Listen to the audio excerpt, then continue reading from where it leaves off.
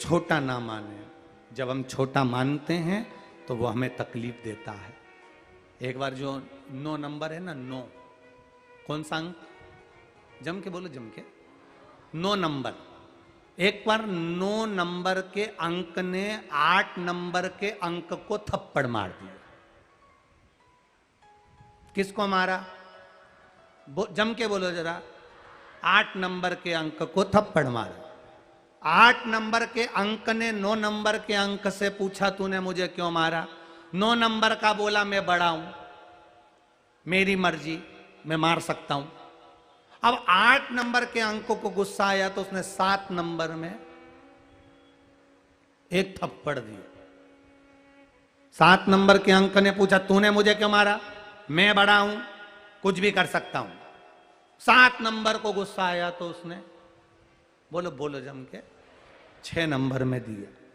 अब 6 नंबर ने पूछा तो इसने, अब 6 नंबर को गुस्सा आया तो उन्हें 5 में दिया। 5 नंबर ने पूछा, मुझे क्यों मारा?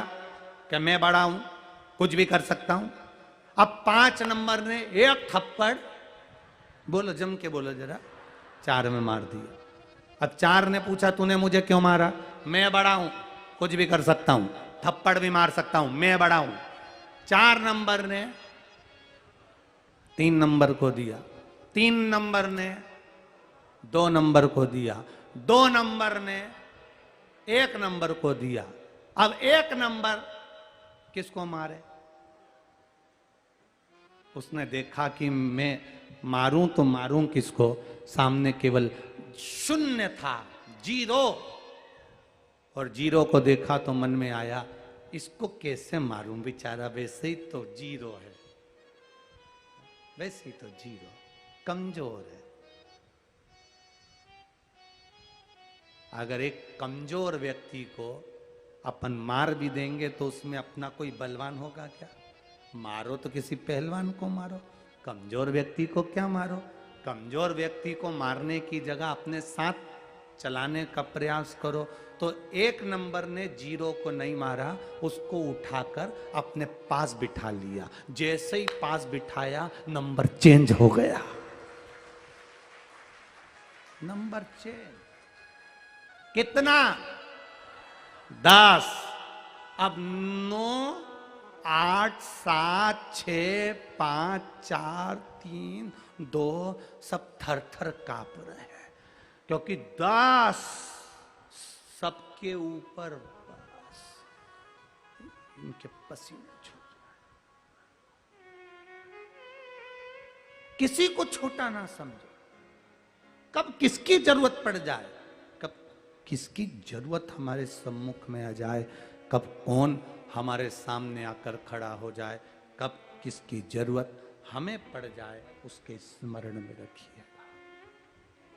कमजोर को कमजोर ना समझकर, उसको मारने का प्रयास ना करते हुए, उसको कष्ट देने का प्रयास ना करते हुए, उसको तकलीफ ना देने का प्रयास करते हुए, उसके अपनी लेवल में लाने का प्रयास करो कि मेरे पास क्यों नहीं आ।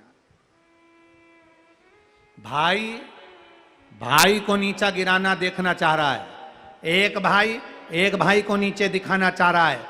एक देवरानी जेठानी को नीचे दिखाना चाहती है, जेठानी देवरानी को नीचे दिखाना चाहती है, पड़ोसी को नीचे दिखाना चाहता है। हम पूरे जीवन में एक दूसरे को नीचे दिखाने का प्रयास कर रहे हैं। शिव महापुराण की कथा कहती है, भगवान शंकर की कथा कहती है कि उनको ऊंचा उठाने का प्रयास करो। अगर एक भी ऊंचा उठ जाएगा तो 4 लोगों में छाती ठोक कर कहोगे कि वो मेरा पड़ोसी है, वो मेरा भाई है, वो मेरा बंधु है, वो मेरा सखा है। दुनिया के लोगों ने देवाधिदेव महादेव को बदनाम कर दिया। कोई कहता है शंकर जी गांजा पीते हैं, शंकर जी गंजेड़ी हैं। कोई कहता है शंकर जी भांग पीते हैं, भंगेड़ी हैं। कोई कहता है शंकर जी चरस पीते हैं, चरेसी हैं। कोई कहता है शंकर भगवान ये करते हैं, भगवान शंकर नशा करते हैं। ईमानदारी से बोलना, अगर शंकर जी नशा करते होते तो उनकी औलाद इतनी ज्ञानवान और विद्वान पैदा होती क्या? गणेश जी जैसे बुद्धि के देवता और रिद्धि सिद्धि जैसी बहू, सदानंद कार्तिकेय देवों के भी देव सेना के अध्यक्ष षडानंद कार्तिकेय हैं।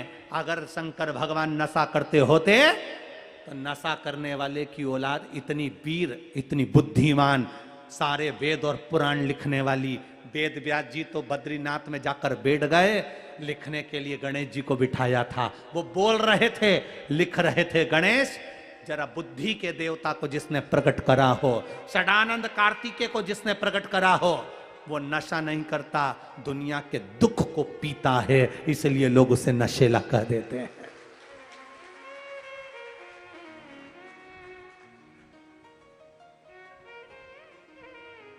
लोग नशेला कह देते हैं। जरा सा जिंदगी में दुख आता है और आप मदिरा की दुकान पहुंच जाते हो। जरा सा जिंदगी में दुख आता है और आप मैखाने पहुंच जाते हो। जरा सा जिंदगी में दुख आता है और आप शराब का नशा करने पहुंच जाते हो। बहुत दुख था, इसलिए मेरा मूड करा तो मैंने पी ली। तो उसी के पास में दवाई की दुकान थी, जहर मिल रहा था, पी के बता देता। बहुत दुख था, पी ली। जरा सा दुख आया, तकलीफ आई, कष्ट आया, जरा सी तकलीफ आई और मदिरा का पान कर लिया।